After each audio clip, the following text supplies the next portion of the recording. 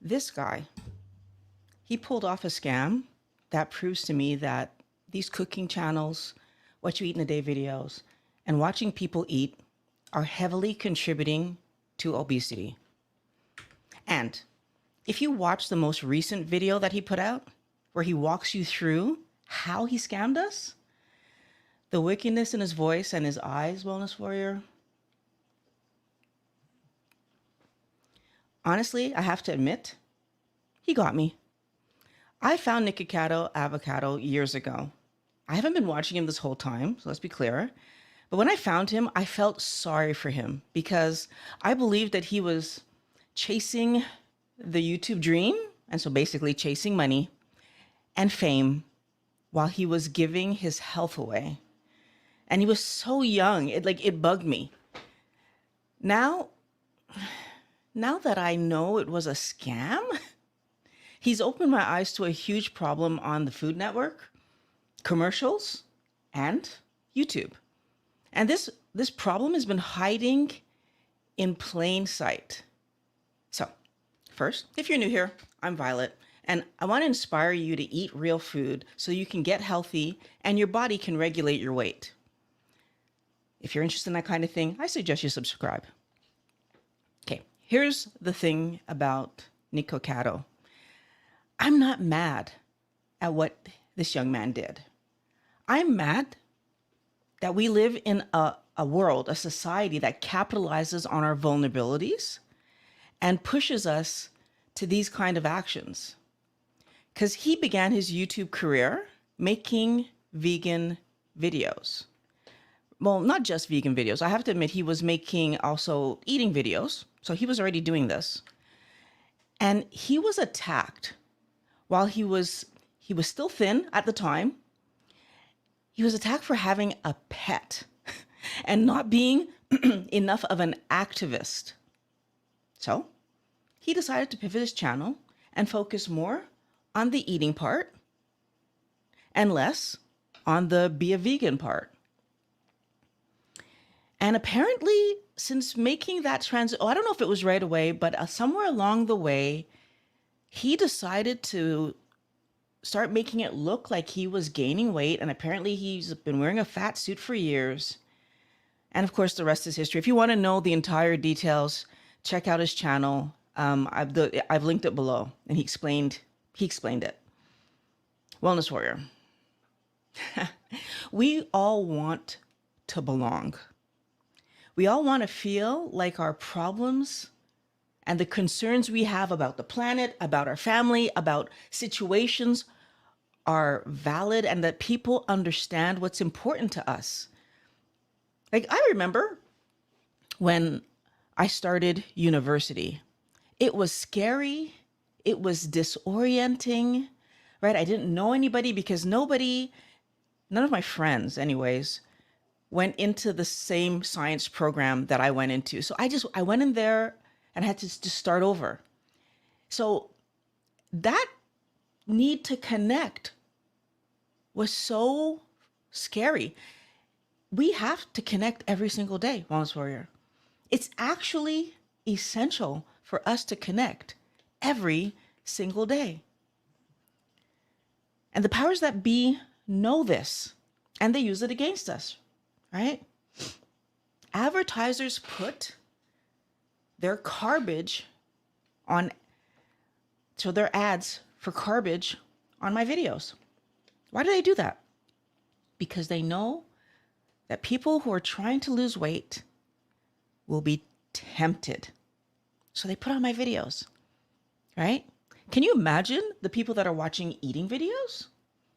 They're not even trying to lose weight. They are just open door for these advertisers, right? If you like to watch somebody else eat, you probably like to eat. That's probably, and so the amount of money from ads that this young man was probably making explains a lot, right? Because I am 99.999% sure that the advertisers loved and love all the food channels and the what you eat in a day channels and the mukbang channels. They love them. Like I said, I'm not mad at him. My goal is to help you understand why advertisers go after channels that are clearly focused on dieting, cooking, and eating. Because our brain is actually hardwired to react when we see someone doing something that we've done and we've all eaten, right? So we're hardwired to react to this.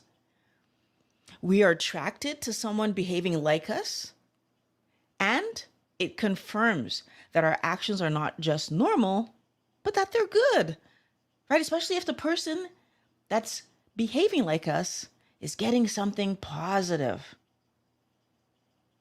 And guess what happens? When these neural circuits that we have in our brains, these mirror neurons is what they're called, when these circuits see someone that is doing something that we've done and it doesn't go well, guess what happens? It tells us that we shouldn't be doing that behavior, right? Avoid doing that. That's why vicarious learning works. Let me just tell you that growing up, I got in a lot less trouble than my brother because he's 4 years older than me. And I was able to see the things that he was doing that were causing my parents to be upset. And I learned from his mistakes. He was always that step ahead of me doing something. And I'm like, oof, they reacted to that. Make sure that they don't get me doing the same behavior. Everyone not only has this ability, we can't turn it off. You see someone doing something like this, these mirror neurons start to fire, and we're either learning this is good or we're learning this isn't good. I'm encouraging you to notice that it's happening so that when you see these situations happening, you can understand that it's not good. Because if not, if you don't see a negative repercussion, you're going to think it was great. So, what happens when we watch people making decadent meals or trying new snacks or even actually overeating? Right? That's what they're doing. They're actually overeating. Watching someone eat a whole pizza or do a chip challenge or whatever other crazy eating, excessive amounts of whatever stupidity that makes it seem like my extra slice of pizza wasn't so bad, right? They're doing this thing that's gigantic. Wow, it's just a slice of pizza. His excessive weight gain makes my 2 pounds seem like nothing. It doesn't show me that the pattern is eat more, gain weight, because he was not unhappy about it. As a matter of fact, every time I checked in on him, he seemed to be celebrating getting heavier. It didn't make sense to me until now that I know it was a scam. It makes total sense to me. But at the time, it didn't make sense to me. These cake decorating channels taste the cake for sure. And it makes it look like if they ate it. And there's our permission to make the cake and eat it. Even though the truth is, Wellness Warrior, we don't necessarily see them eat the whole cake. And let's take that a step further. After they've eaten the cake, we don't know what else they've eaten for the day. Is that the only thing they ate today because it was so carb heavy? We don't have a clue what these influencers are doing when they're not in front of the camera. All we know is that we saw them make something delicious and then they ate it. Okay. But if I take my attention away from the influencer for a second, what about the advertisers? Like, the truth of the matter is, they put their products in our videos because, well, first of all, they're going to pay the influencer to show it and gets it in front of our face. So the influencer does, I guess, benefit too. And they don't even have to eat it, by the way. This is the part that's kind of crazy. You could put it in the video, you could talk about it, you could show it. You don't actually have to eat it. And we sometimes don't even realize that they haven't eaten it.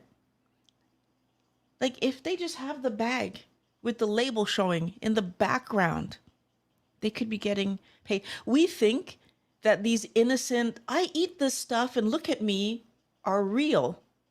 But that stuff could be sitting there that they never eat it. They just move it around. Oh, I'm just trying to put my stuff out, and I put it behind them and show like if they actually use the stuff that they're going out to eat and they just happen to go to this particular fast food restaurant.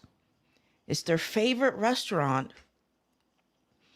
For some of these guys who are making so much, sometimes I have a hard time believing that they're still eating at these fast food restaurants that we know the quality of the food is horrible. Are you still really eating there? Now, maybe they are, but I can tell you that I don't make that much from my channel and I don't eat at those restaurants. And that was before. So if you even go back in history, before I was making videos about this, before I even was eating healthy keto lifestyle, I went to fast food restaurants as little as possible because I knew they weren't healthy for me. I still went, but also because, well, I'm not a rich person, so they are cost effective. I'll give them that. If you don't understand what you're risking, but I at least knew that junk food, so fast food, wasn't healthy. So it wasn't an everyday thing. Sometimes I'm watching these channels, it seems like every time they're eating fast food. Just showing it to you, just having it in the background. That's how powerful seeing garbage is. Maybe they are doing it every day because they're also watching and evaluating other people that they're trying to keep up with. And that's what they're eating. That's what they're showing. People are watching that. I don't know. But I want you to imagine that you're watching someone who's eating something and you actually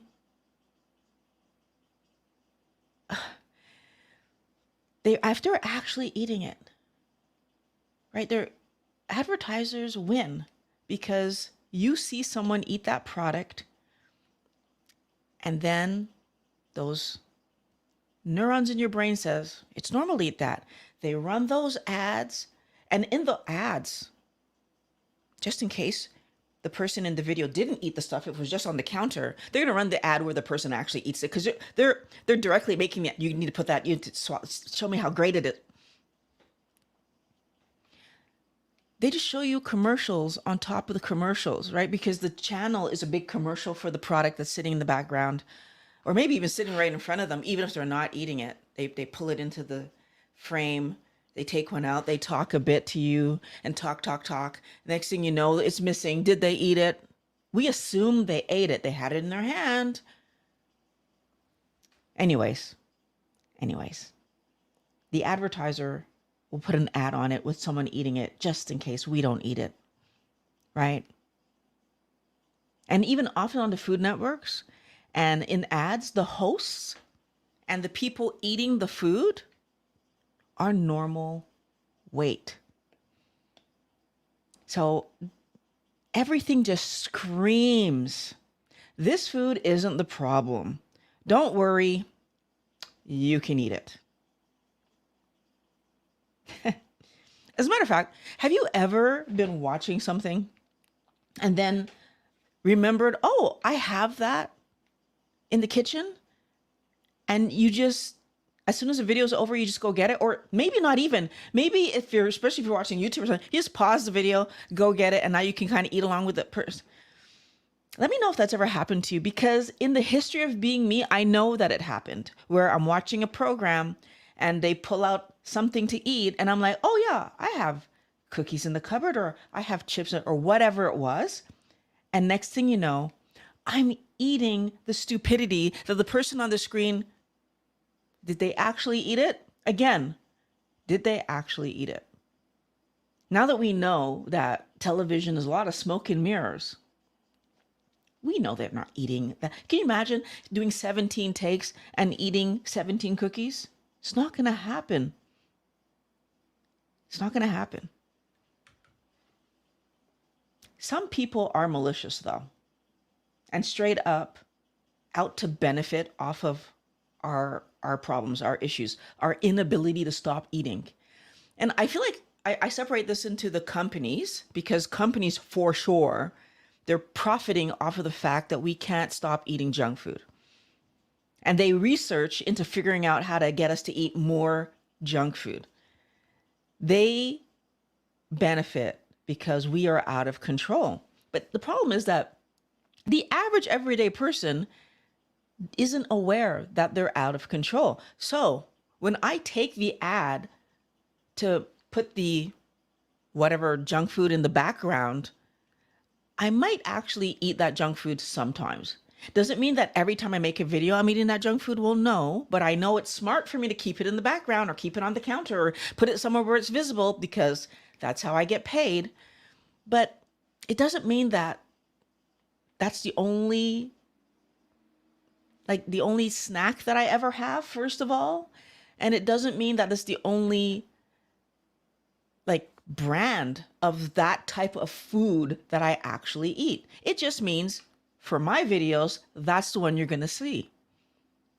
And I want to make sure that I make that distinction, because I think that for most regular people who take brand sponsorships and promote garbage, they're just trying to support their channel and they're trying to support themselves. Right. And of course, everybody wants, again, mirror neurons. We're supposed to be rich, aren't we? Isn't that the whole point of all this? That we're supposed to drive around the fanciest car and wear the fanciest clothes. We need to understand that this impacts everything, even what we put in our mouths. So if I'm working with this brand and I get paid to have it in my videos, chances are very good I'm also going to buy more of it, even if it wasn't my favorite one. By the way, I'm going to buy more of it because it benefits me to do so. It just makes sense, right?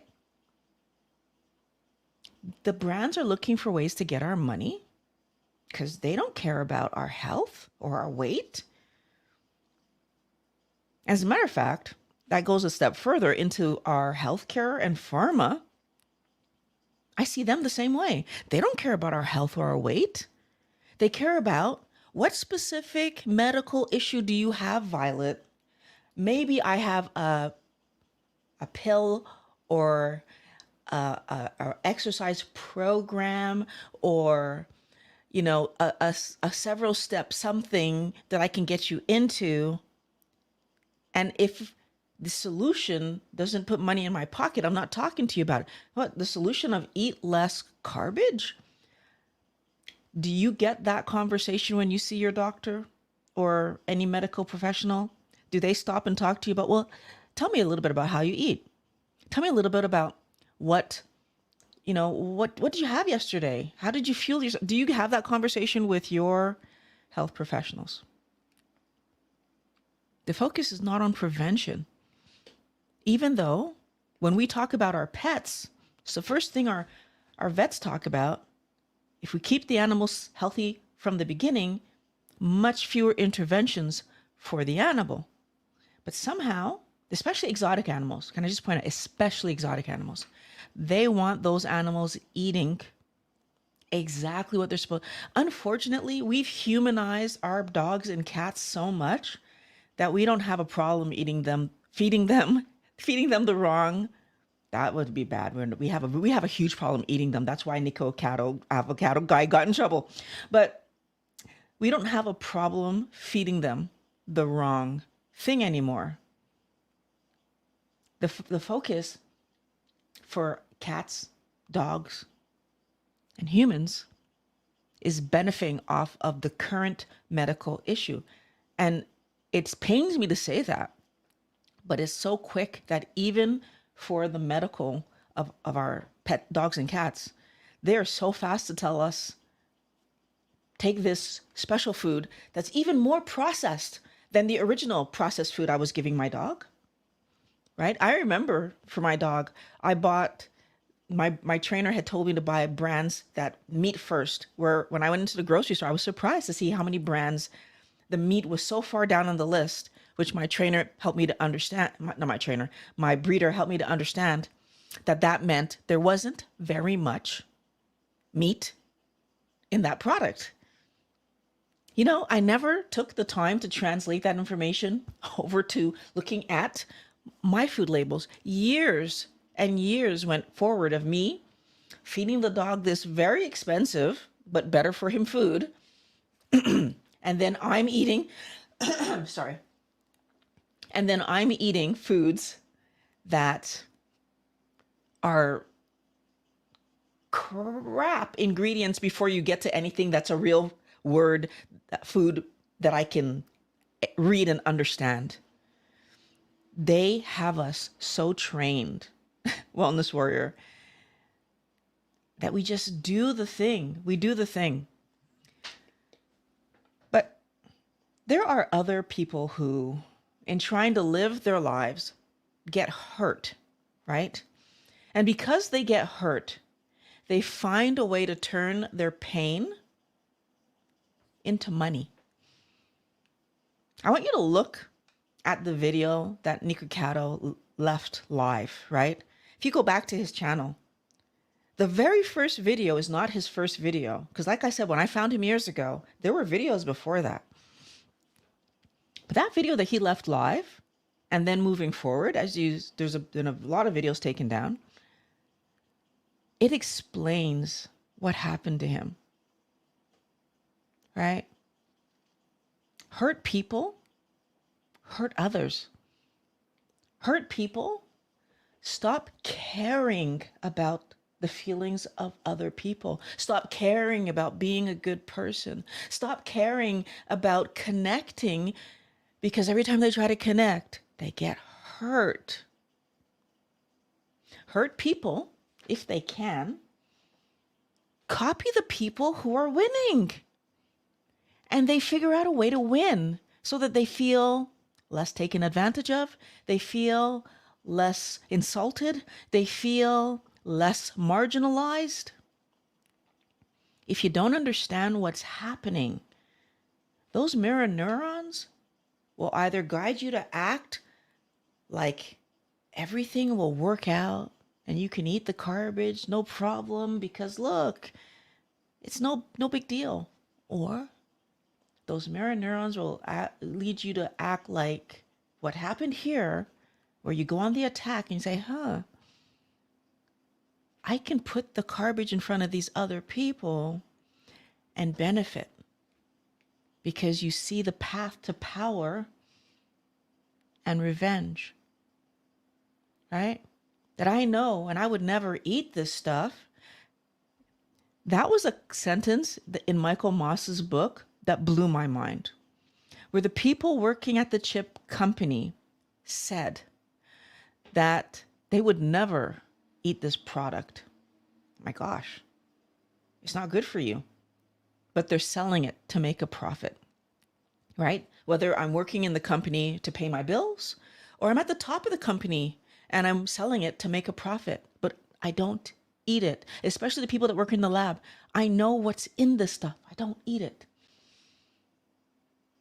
Even if who we are being like is the mean person or people who made us feel bad in the first place, that's another option we have, right? To see that and say, this is the way to go. Because why? Because they ended up winning, because they ended up further ahead in life than we think we are. Because sometimes being a good person, being a nice person isn't enough, because people look at me and what do they see? They see weight. People look at me and what do they see? They see loser. And they're not seeing the hard work that I am doing, trying to do better, because my results don't show. And if my results don't show, right? If my results don't show, then all of this is happening. All of this is happening because there's money in getting us to eat the garbage, Wellness Warrior. Even the original problem that Nico Cato was having, that was apparently that he was not vegan enough. Can you imagine that you're a vegan, but you get a pet? You're not vegan anymore. That's not vegan. You're a vegan, but you don't go protest when there's a protest happening. Oh, you're not vegan. How are we trying to tell people who've made a personal decision? First of all, he didn't have to make that decision to not eat animals because it made him feel bad or whatever. He thought it was healthier. Whatever his reason was, I think it was about the animals though, that he's not vegan enough. Wellness Warrior, we need to shift our focus from food controlling us, whether it's we're using it to prove something about ourselves, that we're better than everybody else. Look how well I can stick to this, well, basically this way of eating that's damaging my health in order to help an animal, or we're using food for entertainment. Regardless, we're using it wrong. We should be taking care of the animals that we eat properly. I'm not disagreeing with what he wanted. And I just feel like not eating healthy things so that you take care of you don't need to, you can do both. You can eat the healthy things and still take care of the animals properly while they're alive, right? Before they become food. Because we need to stop using food as entertainment, as a way to prove ourselves, as a way of whatever the other thing that some person is going to come up with a year from now that makes no sense, and use food as a fuel and a building block for my body, because that's what it's meant to be. When I'm thinking about my food as fuel and building blocks, I actually would only watch a video about food if I was going to make that dish. If I truly was like, how do you make that? Let me look it up. And I'll do you one better, because unless I really needed to follow along, which I don't, I know how to cook. My dad's a chef, but maybe you're in the situation where they're going to say, braise the meat, or they're going to say, zest the lemon, and you're not going to know what that means. If you're in that story, then yes, you might watch the video. Can I tell you what I would actually do? I would go on Google and find that keto-friendly recipe, because all I need is the recipe and the written instructions, and I'm going to get through that much more quickly and efficiently for my time than trying to rewind the video to, what did she just say? And forward fast the video. Okay, I know how to do that part. Yeah, that's not going to be something that, it's just not going to be what I need to do, Wellness Warrior. So you can't fight the way your brain works, right? You're not going to win against your brain. Watching food channels and eating videos will have an impact. It's going to impact what you eat, right? The foods you choose, and it's going to impact how much you eat. How much are you actually putting on your plate? How many servings are you allowing yourself to have? If I sit there and watch somebody eat the whole row of cookies, I might be fine to eat half the row, even if 2 cookies is the serving. So the next time that you sit down to watch something, can I suggest you watch a video that empowers you, right? It should empower you to stick to your healthy keto or carnivore lifestyle. It should empower you to want to feel good in your body and feel healthy. It should empower you to believe that your good health is going to move forward rather than steeply falling down and getting worse and worse, which is what I was living, by the way, before I started to eat healthy. Every year I was getting heavier and my body was feeling worse. Every year. More problems More health problems were surfacing. More joint issues were surfacing every year. You want to be in a situation where you feel empowered. And as a matter of fact, after this live stream, I'm going to send you guys over to my 24-hour stream. You're not going to have to do anything when the live stream ends. The other stream is going to start. I'm going to send you over there because I want you to see that I'm doing this thing. I have a live stream that's running. And the way that I kind of think about it is like a TV channel with the good stuff that I want to share with you. Why am I doing that? Two reasons. When I was young and I got home after school, I remember being so excited to see what episode of Everybody Loves Raymond is going to be playing today. And it was always a surprise because you don't know what episode. And even though this show was already in repeats by that point, I just wanted to see which one were they going to show. And then you sit and watch, it's like, oh, I remember this one. And you watch it and it's still funny and it just makes you feel good. I want you to have the same experience.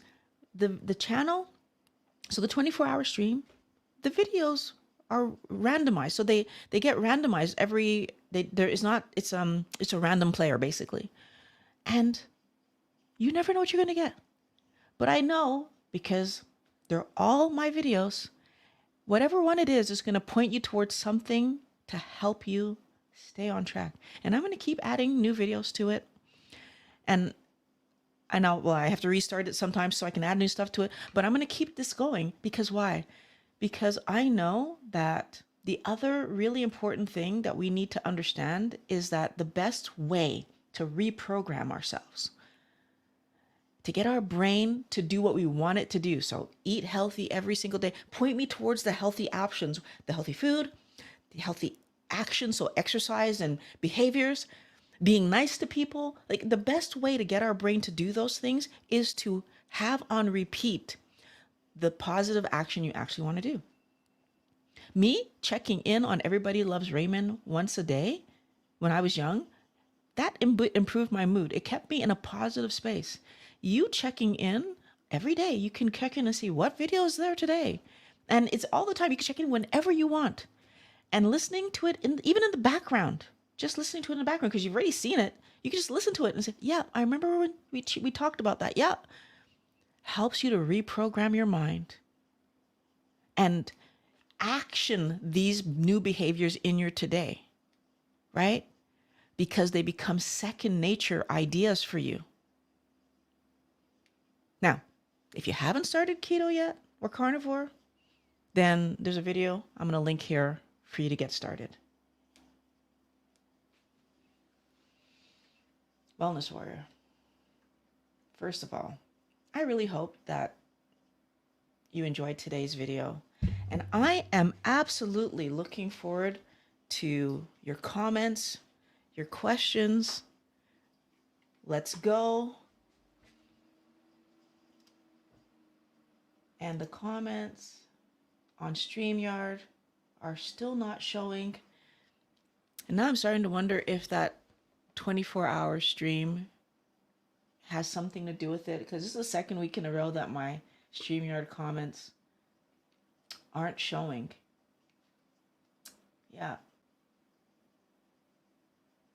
So I'm going to have to pull them over again and make them visible to myself. But I'm going to also do some good mornings. Let's pop out this chat.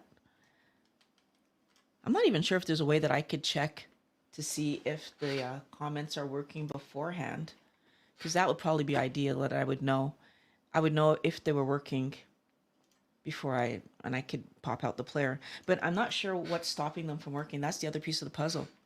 Like, I don't know if it's because of the 24-hour stream. It could be. Maybe you can't have, like, maybe StreamYard is confused about what's happening there, and it's not taking my stream. But anyway. Oh, come on. I need to see that first comment. Let's go. Too big? So Jodine Geiger. Jody, I remember you said your name. You like to be called Jody. Hello, Jody. How are you? I'm very happy to see you in my live. Good morning to you, Gray Man Van Life. Good morning. You look amazing this morning. Thank you very much, Gray Man. I appreciate that. You can never hear too often that you're looking great. So thank you very much. Rosaline, good morning. I appreciate you guys popping by. So, hello to everyone here. Please don't forget to like the video. HAGD. Have a good day. Thank you very much. So, I really do hope that everyone here did like the video, and I would love to know if you have some questions or comments for me. And I really wish I could put these on the screen. I'm going to have to try to send a message to StreamYard to find out why all of a sudden I'm not able. Like, I don't know if it has anything to do with my other live stream, but I'm going to try to figure it out. Take a look at what has happened to Rachel Ray. And she's still showing the so-called healthy foods. Very sad. I don't know what happened to Rachel Ray. I don't know that channel. So you'd have to give me a bit more context, Tamaron. I'm not sure what that's about. The so-called healthy foods. So did she gain weight? Like in reality gain weight? That would be something interesting. I would imagine that that's possibly what you're trying to do. Let me just do a quick search here. Rachel Ray. Actually, you know what I'm also wondering about? Could I screen share? Maybe I can screen share the comments. That might be interesting. Oh, okay. She is heavier than she used to be. So I remember that she was quite a lighter person. So yes, unfortunately, that's what happens, right? We believe that these foods are healthy. We eat them, especially when you're on television. Your number one goal is to stay looking as good as possible because you want your career to last. And we know how the television world is. Unless you are amazing, which Rachel Ray perhaps is, if she's still the name for the show. It's her show, obviously, but if she's still running that show, like unless you're an amazing personality, as soon as your weight changes enough that it becomes an issue for the company, they're going to change. They're going to find someone else to run the show. Also, age plays a role there too, right? As soon as you start to look your age, all of a sudden they need to find someone else, right? So I really do feel like it's one of those situations where we just have to. Yes, Senpai can. Eating the dogs and eating the cats. Yeah, that was a total slip of the tongue. Although I do realize that in some countries that's not an odd thing. We don't do that in North America that I know of. And I do feel like the other day. The other day I went to the butcher shop and they were selling alligator or crocodile, one of the two.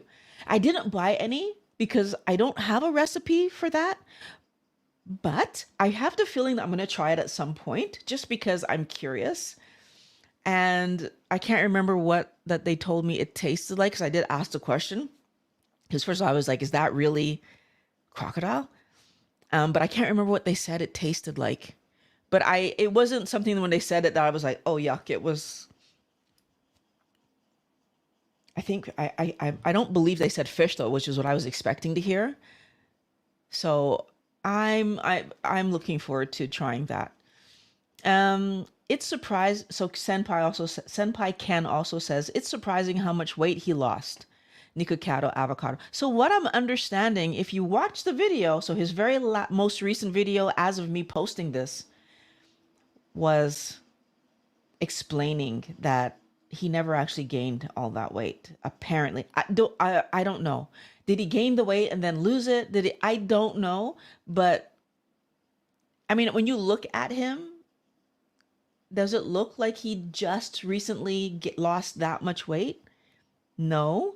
But then we don't know. Like maybe he just made a ton of videos while he was overweight, like a ton, and just slowly dripped them out until now that he lost the weight, he put himself back up on screen and like, hey, I fooled you. I don't know. What I do know is at the end of the day, if he fooled us, whether he did it by gaining it and losing it, or whether he did it by wearing a fat suit. And I mean, so here's the part that makes me wonder, because first of all, here in Montreal, we do have a pretty good theater department at our university at McGill and Concordia. I think Concordia's is better, if I understood well, for theater. So, but we have pretty good theater departments in the English universities. So I wonder if there's a possibility that he was just a theater kid and used his skills for makeup and art and whatever, and was able every day to make himself up looking like, this is what I weigh. And sometimes, I mean, as you saw in the picture that I put at the beginning, sometimes he's showing his full body. But we've watched movies where we know for sure the person was wearing a fat suit, right?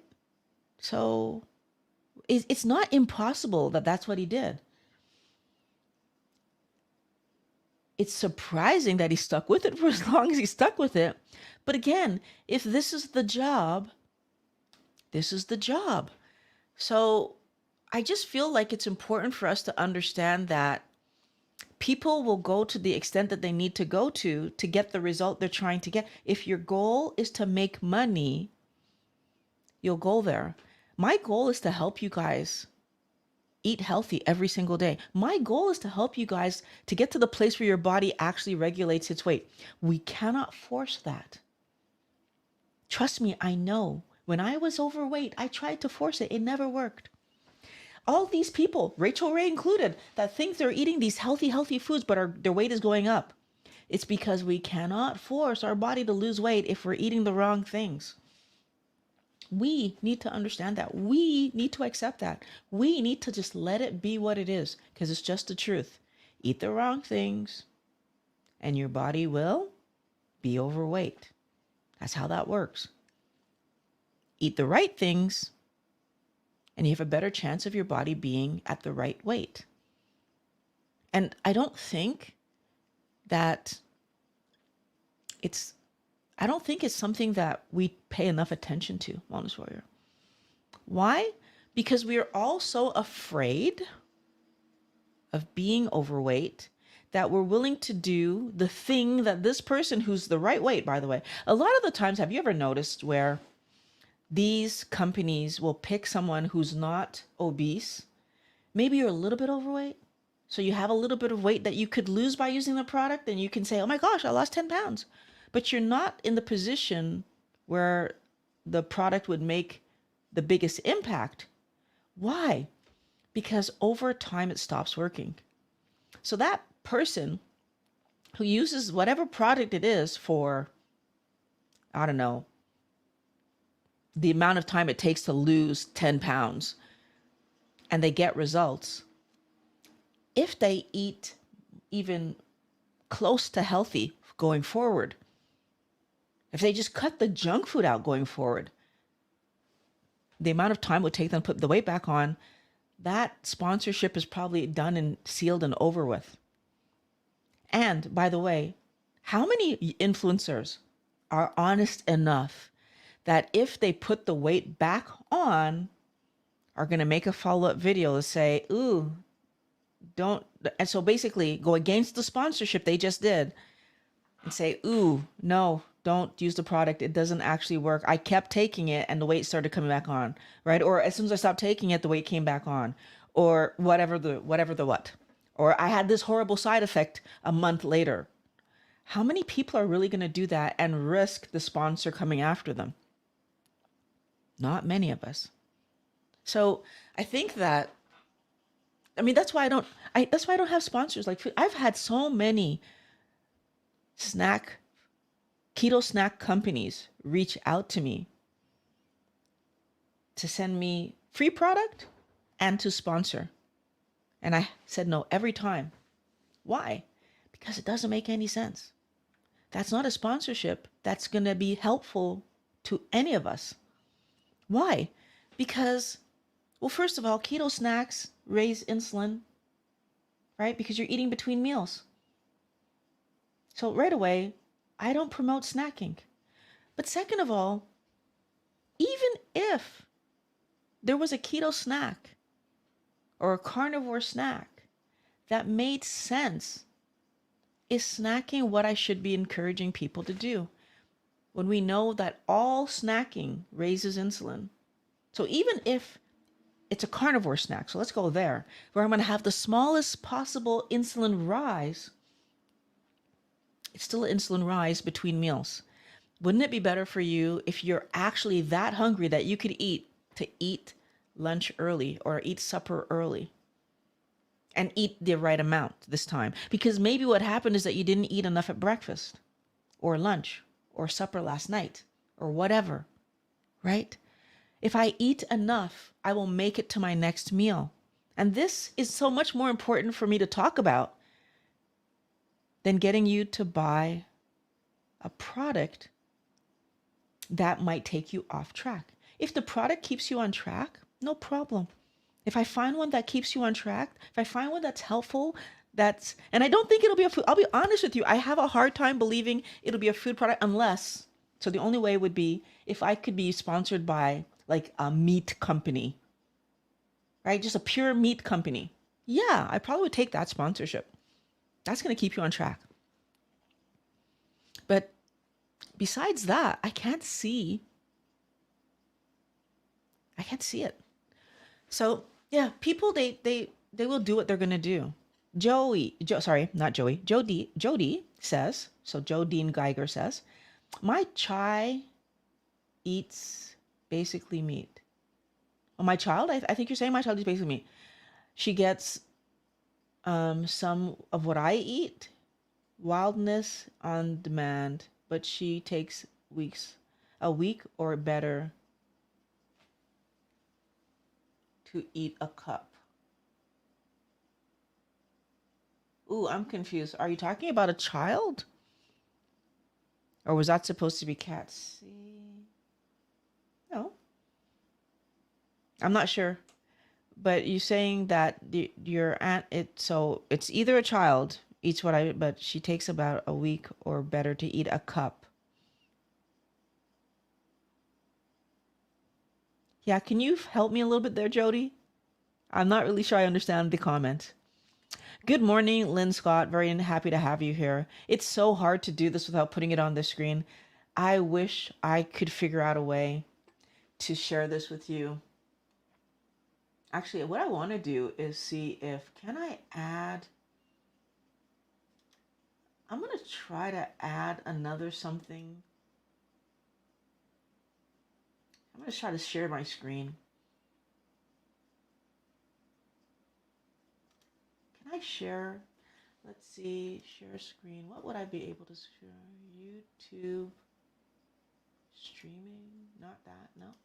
Not that, no.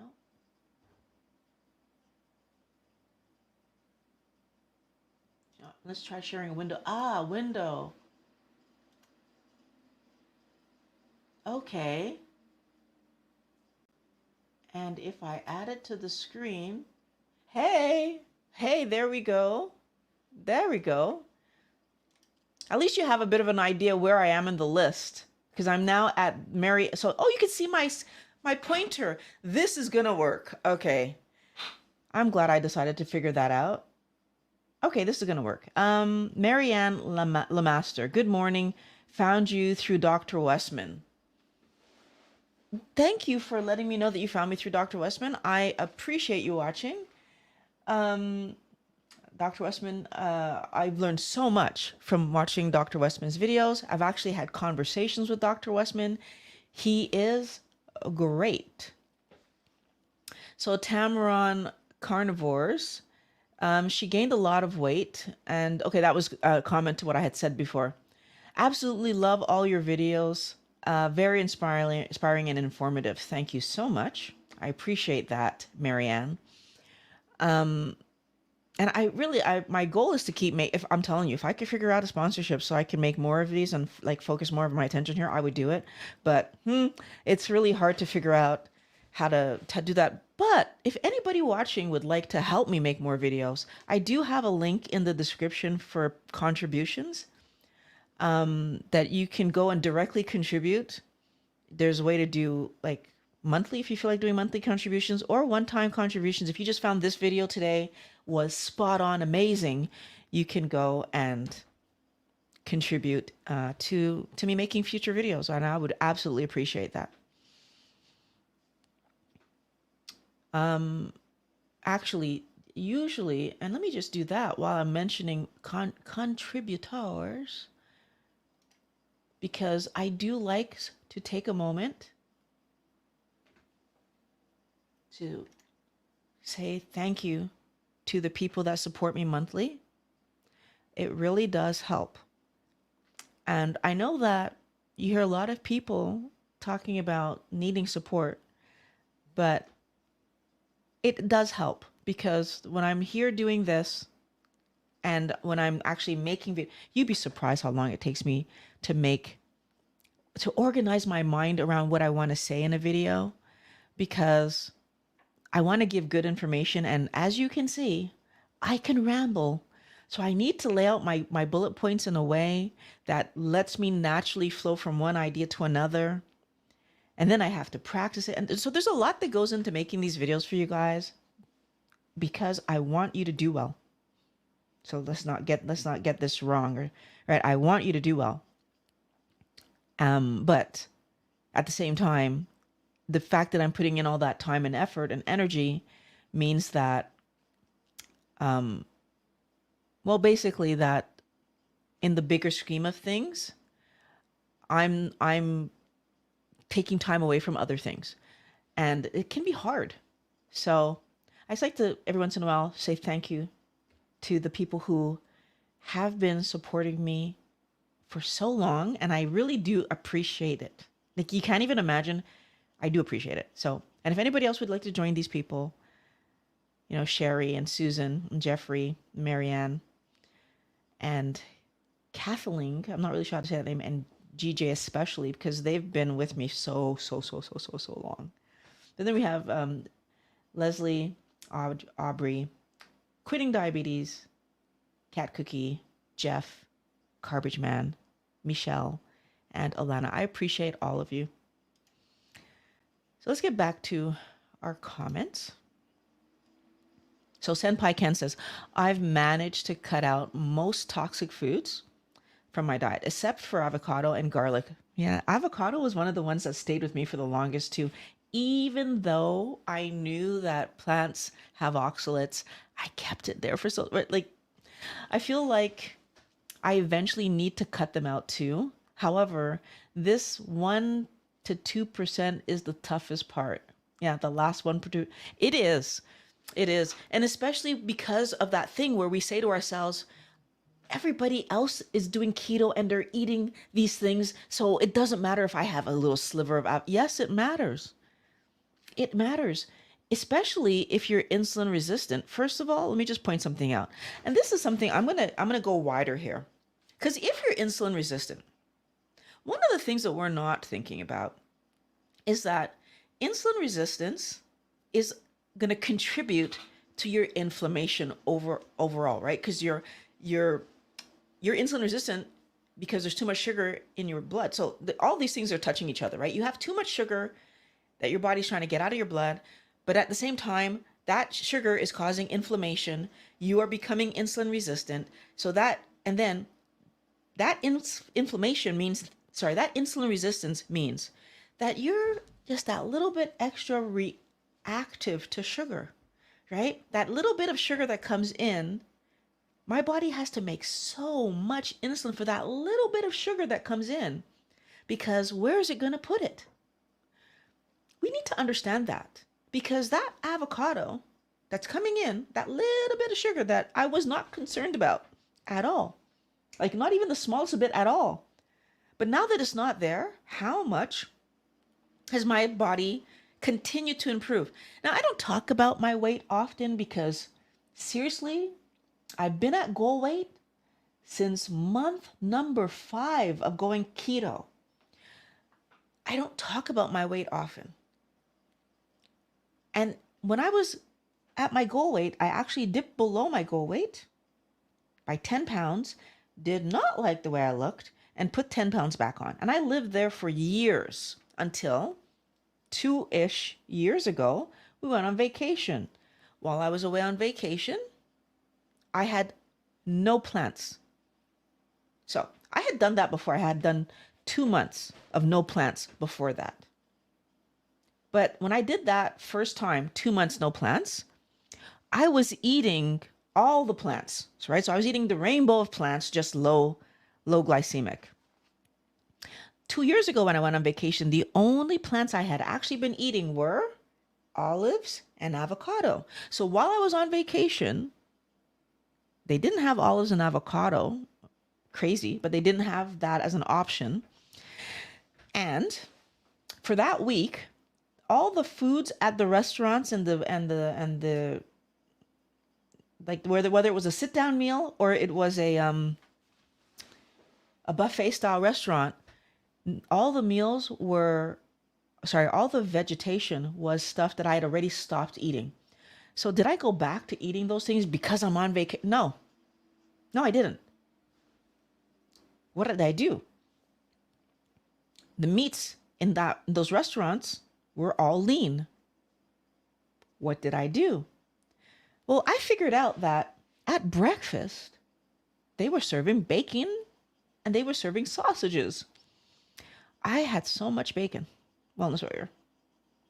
Every day, I had bacon and eggs every day. Now, I did have my lean meat at supper because, okay, I just want to try the meats out and see what they tasted like. Some of them were good and some of them were so lean it was just like, yeah, I'll just wait till tomorrow. Like, it wasn't great. But bacon and eggs saved me because guess what? When you go out into the world, especially if you're doing an all-inclusive where you could just eat as much breakfast as you want, but even in a regular restaurant, if you're willing to pay the extra, when you're out and about away from home, you're going to find bacon and eggs because, or depending on what country you're in, it might be ham and eggs, it might be sausage and eggs, it might be steak and eggs, but you're going to find some version of meat and eggs because we do that for breakfast. And all I needed to do for 1 week period was shift what was my main meal. My main meal, the one that I was really allowing myself to say, this is what I'm eating, became breakfast. And if I ended up liking the supper, I ate it. If I didn't like it, no big deal. So 2 points to make here. I ate more on vacation than I've ever eaten in that, 2-3 years before I went on vacation. Because I was one meal a day and I was eating what I thought was enough. Now I'm eating 2 meals and they're both 2 meals. So I wasn't pretending at breakfast, oh, I'm just going to have 2 eggs and 2. No, I was having like maybe, like if I didn't have 12 slices of bacon and like, I don't even know how many eggs, maybe six-ish eggs, I didn't have one. I was having breakfast and I was eating until I felt like, okay, I don't want any more. And it's funny because I didn't even know that that was a thing until I came back and spoke to Dr. Chafee because he was after that vacation, that interview. But the point being, I lost weight. And not just a pound. I lost 5 pounds, which I'm very stable. I might go up a pound, down a pound, but I hover around my number. I'm never more than 2 pounds away from my number. I lost 5 pounds on that vacation and they never came back. So now I was hovering around that 5 pounds less for the longest while, Wellness Warrior, hovering around that 5 pounds less. Well, guess what I've noticed since engaging carnivore and like really just engaging carnivore. Like this is what I do. And I engaged carnivore, and by the way, I did another piece of the puzzle. I engaged carnivore and I cut down on the dairy. So not to say that I completely eliminated cheese, but I cut it down dramatically. I cut down the thing that was the most significant, because the thing that I do have every single day that I've dramatically reduced is heavy cream. I decreased the amount of heavy cream in my coffee. Interestingly, I bumped up a little bit the butter in my coffee. And guess what? At this point, I've lost another 3 pounds. Everything else staying the same. So this is me eating until I get the I can't eat anymore feeling, like the stop it like feeling. So my meals, well, they vary. Sometimes I get more in before I get that feeling. Sometimes I get less in before I get that feeling. But it's happening that so why am I not bothered by the weight loss this time? It's not fast. So when I first lost weight doing keto at the very beginning, 5 months, when I got down to 80 pounds less, when I was actually 80 pounds, 80 whatever, 80 something pounds less, I looked older. Now I think again, you drop a lot of weight, you have a little bit more loose skin and whatever. That 10 pounds made such a difference in my, like, whether my face looked like it had fallen or if it just looked thinner. Now I'm essentially 8 pounds lighter than when I first went to my goal weight, but I don't look sunken. I don't look sickly. So remember way back, well, if you watch my 24-hour stream, I'm going to say it in there a bunch of times. So that's something to do. Way back when I was talking about the weight gain that I had and why I'm not scared about my loose skin, because I have loose skin, right? I have loose skin. You used to be able to see it more here. You can't see it that much there now, but there's other spots on my body where I have loose skin. Why am I not afraid of the loose skin? It's one simple reason, Wellness Warrior. It's because your body engages this thing called autophagy and apoptosis is more about cell death, but autophagy is more what I'm talking about, where if there is extra material that's not truly needed and not really being used, your body's going to just reincorporate it and use it for something else, because that's material that it can, and especially when we're eating garbage, our body wants to like process some of that stuff and get rid of the poor quality stuff that's in us, and then use the good stuff that's buried under the poor quality stuff to build us properly. And honestly, I feel like I'm seeing the results of that. My body has firmed me up without me getting any kind of procedure done, which I know I've seen a lot of keto channels where they lose weight and then they go get procedures done. And then, well, unfortunately, especially one of the channels that I saw, they were so focused on making sure that they pushed their products. They're still eating so much products. They were actually eating them on screen. So they're pushing these products and vacillating on weight. And it's because, again, it's so important for us to really focus on what is important. Why am I doing what I'm doing? What am I trying to accomplish for my health? How is what I'm doing right now going to impact my health? These are questions that if I'm not asking them and really looking at what's the outcome I'd like to get, I like feeling physically good. If I get that outcome, even if it meant I was 20 pounds heavier, I would accept that for me to feel good. Am I willing to be 20 pounds heavier and in pain? Well, no, that doesn't make any sense. But that's what a lot of us trade, because when we let the junk food back in, we end up putting weight on. When we let the keto snacks in, because they taste fun, we eat more than we should, we end up putting weight back on. Because they raise our insulin, because we have them between meals, we end up putting weight back on. Because we're still insulin resistant and we're not really letting ourselves understand that, we end up putting weight back on. because our body is struggling with the oxalates. It's the other part of the story, right? When I was on vacation, I wasn't eating the avocado or the olives, which have oxalates in them.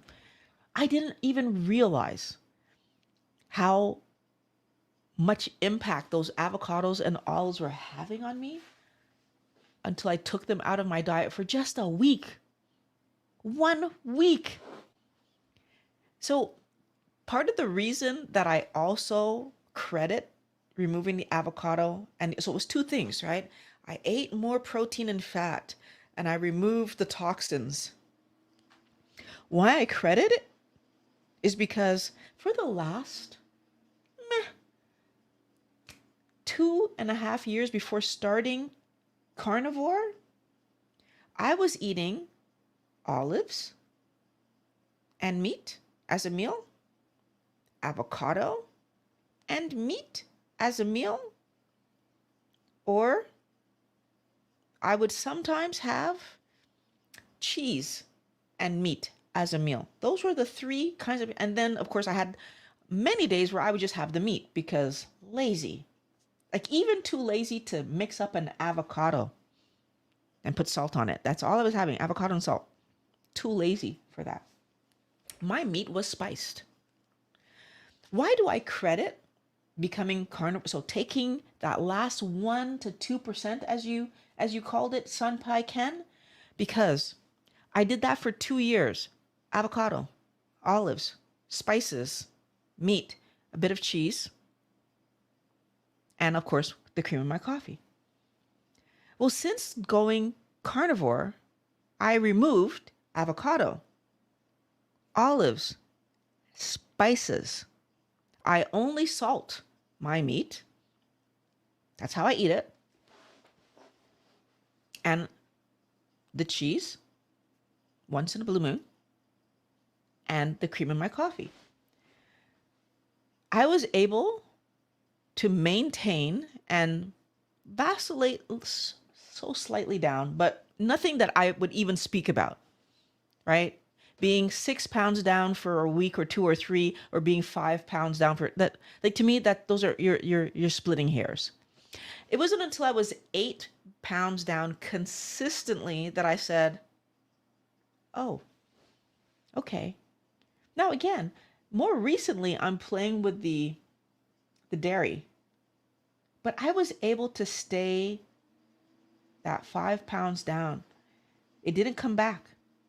And by the way, just for context, I lost the 5 pounds in August of, I can't remember what year we were, 2 years ago? No, a year ago? I'm so confused. We were on vacation when I lost the 5 pounds. Fast forward to, I think it was a year and a bit, we went, I interviewed Dr. Chafee.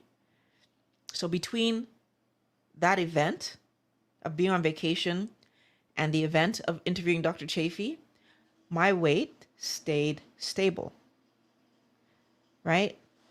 So I think it might have been months, but I'm not sure exactly. I'd have to go back and look in my stuff. But my point is, I stayed stable. It's not like I put it back on. Giving my body a break allowed it to advance me, but then I put myself right back in the bad situation, or bad. Seems like it was bad because I just stayed stable at that point, even though now, removing some dairy, I went down again. Now, where will I stabilize this time? I don't know. But like, because when I hopped on the scale, I don't hop on the scale every day. I think it was like a week ago, I hopped on the scale. And I was shocked because the last time I hopped on the scale, I was right at my number that I'm always hovering about. But I had started playing with the cream just like a little bit before that. I probably check my weight monthly at this point because I just want to make sure that I'm not making some kind of mistake and going in the wrong direction. But I'm happy at this weight. That's why I don't bother looking at it, because why drive yourself crazy looking at something that you don't care about?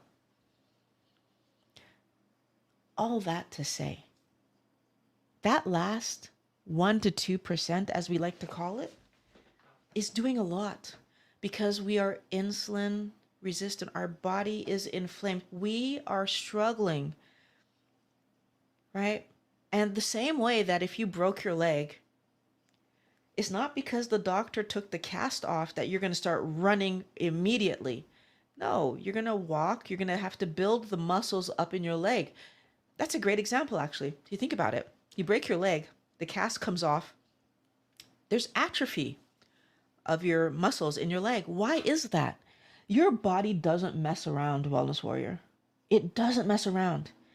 If it could use the tissue that's there somewhere else, that's active, that's moving, that's pushing you forward in the world, again, your whole body's goal, it believes, is still the same, right? Remember, all these decisions are being made in our old brain.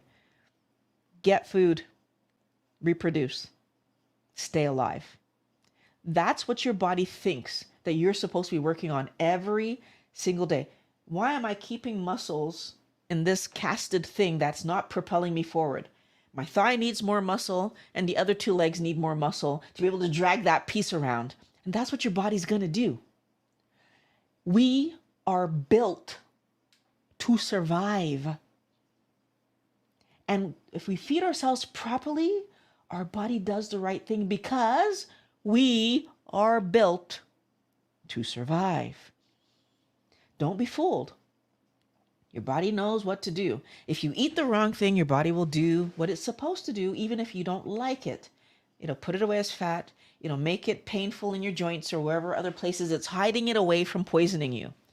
It puts it in your eyes and you can't see. It's hiding it away from poisoning. Being alive is more important than me seeing, because I still possibly could eat some food and reproduce. This is how my body thinks. This is how my body, right? So we need to understand the body's goal if we're going to ever do anything to help our body achieve the healthy weight that it's actually trying. Do you understand that the entire time that your body is living and you are eating these companies' garbage, your body is actually trying to get you to eat the right thing because it wants to build itself and repair itself and whatever. So it keeps sending you out these hunger signals. Go get me some food, please. You bring it back sugar.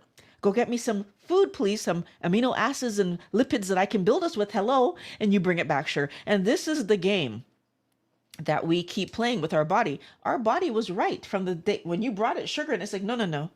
Go back and get me real food. If we would just listen and bring real food back, our body would be like, yeah, okay, thank you, cool. Love that. And you wouldn't get another hunger signal. I absolutely want us to understand that this absolutely matters, because when we do it right, our body can give us good health. If we do it wrong, if we keep doing it wrong, food companies win. Every time we do it wrong, food companies win. So now I'm here. Yes, in Florida, we love it. Gator tail tastes a little like chicken. I feel like, was that what he said? I felt like he didn't say chicken. He said something else, but okay. Mary Ann, you might be encouraging me. So Mary Ann, you might be encouraging me to go get some gator tail or whatever that was. I can't remember right now if it was gator or alligator, but whatever. You might be encouraging me to go get some. If I go get it, I'm definitely going to talk about it, Marianne, and I'm going to credit you for giving me this idea that maybe it's actually something I should try. I mean, I was thinking about trying it already, but if it tastes like chicken, I'm down.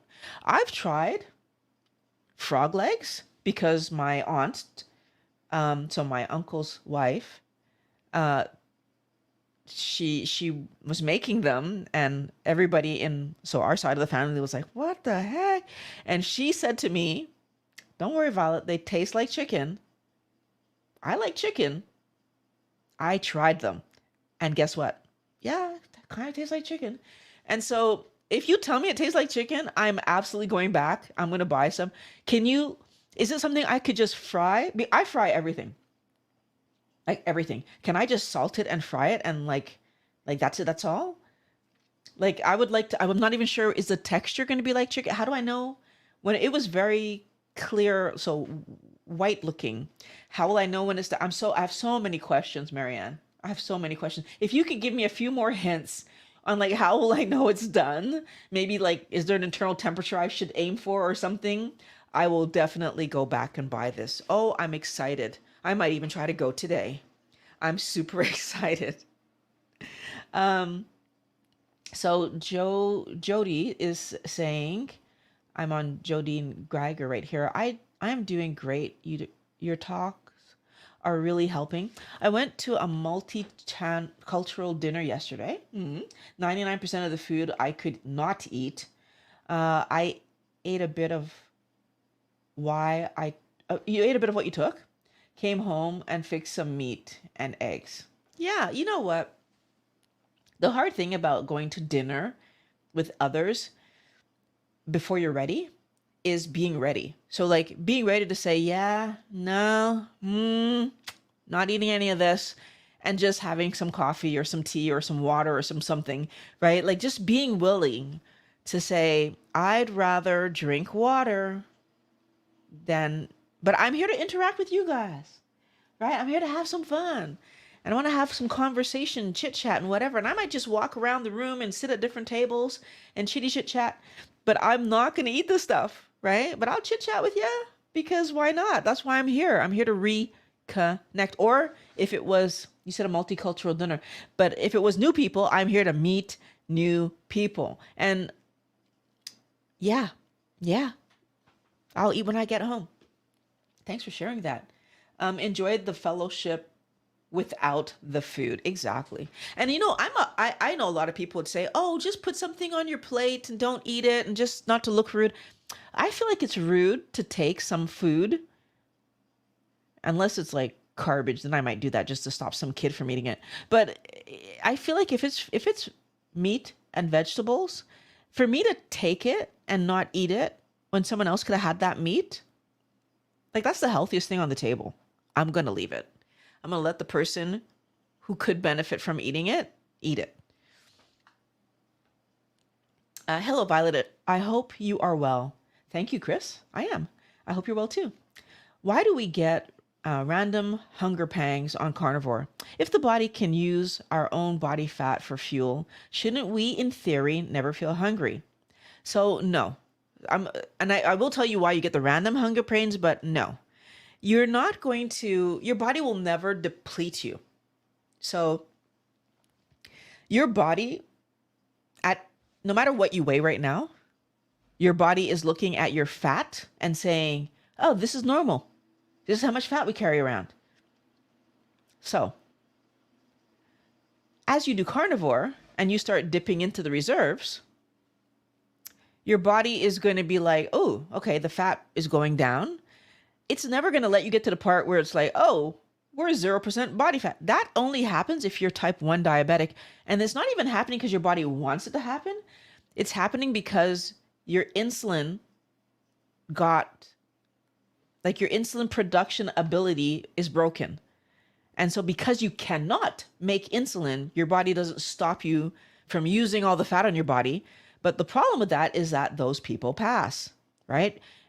Multiple reasons, but the main reason is when you have no sugar in the system and your body is fully running on ketones, you become you get ketoacidosis.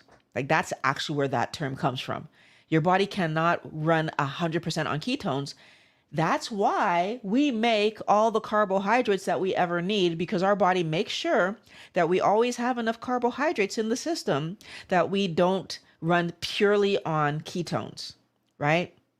Okay, so that being said, why do we get random hunger feelings? And then like if we just wait a little bit, they go away. It's because our body is very complex and yet relatively simple at the same time. So the signal that you get for hunger, that gurgling in your stomach, or that grumbling in your stomach, or whatever you call it in your stomach, that signal that we get for hunger is the same signal that we get for thirsty. So a lot of times we're getting a you're thirsty signal, but we think it's a you're hungry signal. And this is part of the reason that I tell people when you get that hunger signal, the first thing you should actually do is drink some water. Now, because I'm in the position where I only ever eat meals, that's what I do. Then when I get hungry, what I end up doing is eating, when I get hungry, I end up preparing my meal. So while I'm preparing my meal, if that was a false hunger signal, I'm going to know because, right? Like by the time the meal is ready, I'm not hungry anymore because my body took something from me. So it's easier. It's easier. It's a way to verify with yourself. And it's part of the reason that I do encourage people, don't eat snacks, right? Don't eat meals that are so easy that you could make them before that, not true hunger signal goes away. Drink some water. Most people, as soon as you drink water, the hunger signal goes away. However, if it's a real hunger signal, like a 10-ish minutes, it'll be back because you didn't give your body any nutrition. So you didn't give it food or fuel, building blocks or fuel, right? You gave it water. If it was a water signal, you're going to feel fine and you're going to go for it a few hours and everything's going to be fine. So Jody says, lost my chat. Chihuahua. Oh, Chihuahua. You were commenting on what we feed our pets. Oh, your Chihuahua. Oh, I get it now. Okay, I get it now. So if I go back and look at that message that you sent me, my Chihuahua eats basically meat. She gets some of what I eat, wildness on demand, but she takes a week or better to eat 1 cup of wildness on demand. Okay, so I know that those cups usually come pretty large. Like some of those cups can be like 2 pounds of meat. So if your Chihuahua is eating 2 pounds of, or even if it's a 1 pounder, like a 1 pound for a Chihuahua in a week, I'm not sure. It might be more than enough. They're pretty small, right? So that sounds like it makes perfect sense.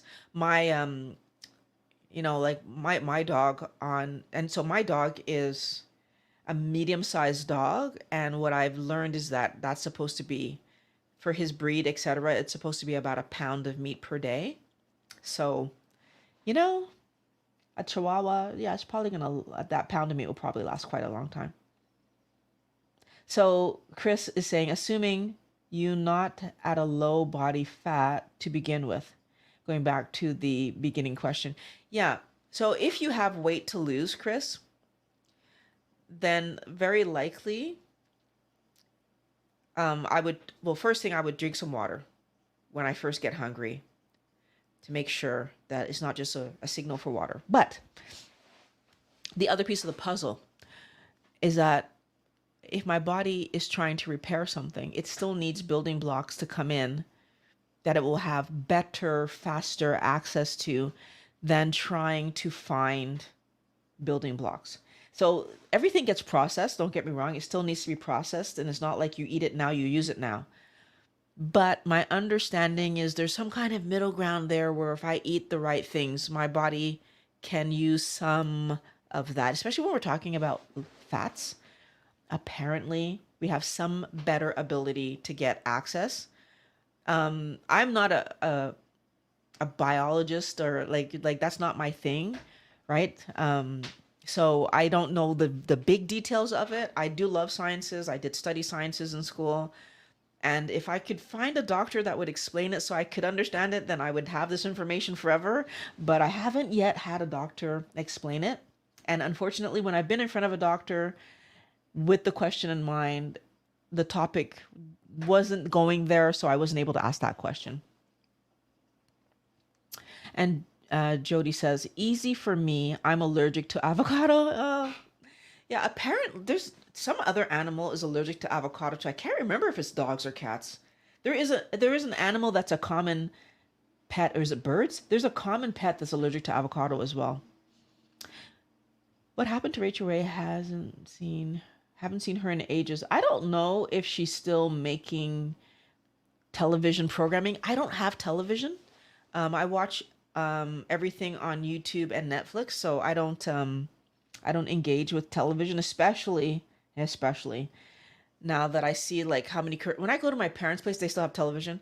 When I go to my parents' place, and I just even trying to watch something with them, it just I can't do it. Like I prefer we my mom has all these DVDs of like all my favorite shows, like Everybody Loves Raymond and Maud, and I'm trying to think of old shows that the Jeffersons, and we would rather watch that because there's no commercials. There are so many commercials, and the commercials are always for stupidity. What I don't understand is how is it in the US that you guys advertise junk food and then turn around and advertise weight loss medication in the same like 2 minutes of ads? I don't get it. Do we understand the ridiculousness of that? Oh, eat this stuff and then use this stuff to get fit. It doesn't make any sense. But that's what happens. So I definitely feel like I see that way too often. Paul Mack trying to do carnivore, trying to do carnivory, but struggling with wanting something sweet after my meal. That's a habit, Paul. We all have these habits where like we get into this mode, right? Where I feel like dessert is what finishes the meal. So I feel like this is one of the few occasions where keto snacks and diet soda could be a transition, right? And maybe even if you do like berries, they could be a transition. It's although like berries might be harder to let go because you have that mental piece that says, "Oh, psychologically we're telling ourselves how this is normal and it's good and right." So that, but this is what I would say. If you set yourself like a kind of a time frame where it's like, okay, if I'm gonna have this sweet treat, I'm having it exactly at the end of my meal. So I either have it right away or not at all. But then what you do is you just make it smaller and smaller and smaller, right? And so like, for example, let's say I was going to use diet soda because honestly, once I went keto, I let go of fruits 100% immediately because I don't like fruits. So that was easy for me to do. So let's say if I was going to do this with diet soda, I would have a diet soda to finish up my meal. Right? So like I would like pour myself a diet soda with my meal, and then like I would make sure that I finish my diet soda once my meal is done. So I finish my diet soda. This helps in two ways, by the way. Because if you were to have that diet soda or whatever sweet treat you have later in the day, so let's say half an hour after you've eaten your meal, that's a new insulin spike. And that new insulin spike is going to trigger your body to put away the sugar that's not coming because this is a diet soda. And eventually, a little bit later, you're going to be hungry. So when you're doing this, you want it to be really right up on that meal. Now, I would actually even encourage you to do this, like how it's going to work anyways. You'll see how it works because the first day I'm letting myself have the full glass. Maybe I do that for a week or so. And the goal at this point is to let that sweet taste at the end of the meal be the thing. And I'm not eating something half an hour, 42 minutes, and 2 hours later. That was my sweet treat. I'm good. When that's solid, then what you're going to do is you're going to start diminishing how much is in the glass, right? And if you use keto treats to do this, it's just making sure that you eat your meal and then you have your keto treat. In both of these scenarios, though, what I want you to be very careful of is, especially if you're doing a sweet drink while you're eating, you need to be very strict on how much you're having, which is part of the reason that I'm going to say probably for the beginning one, it would be good for you to drink that sweet drink at the end. So finish your meal with your water, do that. That way you can get the feeling that of, okay, I can't eat anymore. I'm done. Like this is enough. And then you drink your sweet drink, or you have your keto treat, or you eat your little bit of fruit, whichever one of these things you try. So I'm actually correcting myself as I speak. Let's make that change. And you're going to actually do this, right? You're going to do this with drinking it at the end. What you're going to do next, once you're like really good and like, so I'm having my treat there, I'm not thinking about snacking later, like I'm good, I'm fine. Start making it smaller, right? So you can either do half a glass or like 3/4 of a glass and then half it. Take smaller glasses from your cupboard. If you have a shot glass, it could be a shot glass of this thing at the end. And the same thing for the keto treat and the berries. You're just diminishing the amount. Now, at some point, you're going to get to a small amount where you're like, well, any less than that, it does seem silly. So it's either that you'll do like, maybe try doing every other day at that point. See like, oh, can I go a day without doing it? Right? But if I say today I'm not having it, then I'm not having it. And I'm making it through that evening, and I'm looking forward to I get to have it tomorrow. One of the things that's interesting to me, Paul, and why I'm saying that I believe 100% this is going to work. People who do like, let's say you drink, let's say. The reason that there's a lot of people that can go through their entire week and not drink because they know they're going to drink on the weekend. But if you were to tell that person that they're not going to be able to drink on the weekend, funny enough how they end up drinking at some point during the week. So if I get to the part where the serving is just, it's small enough, but like less than that would be annoying to me, I do every other day. And probably what you're going to realize is that you could push it to every third day, and eventually it could be once a week, and eventually I don't even need it anymore. I don't need to buy this stuff. And it's the same thing with the keto treats and whatever, because there's only so small you can cut it before it gets silly. So, or it's only such a small amount of fruit you can take before it gets silly. So, right, you make it, when you get down to that level where you're like, okay, this is silly, you can either go, okay, I'm going to do every other day, or I'm just going to see if maybe I don't need it anymore. So I hope that's helpful. And and thank you, Ian, for confirming that. Yes, it is very, very common. This is something that happens to us. So, Wellness Warrior, I really enjoyed today. I love talking to you guys, and so I'm not gonna say too much. Monday I have a live stream at 11:20. I'm gonna send you over to the other 24-hour stream that I told you about earlier, so you can take a look and see if there's anything there that you find, helpful. Like, is it helping you to be on track, be on track, and just keep on track. So I'm going to send you over to that live stream right now. Thank you so much for joining me. See you next Monday. Have a great day. Bye.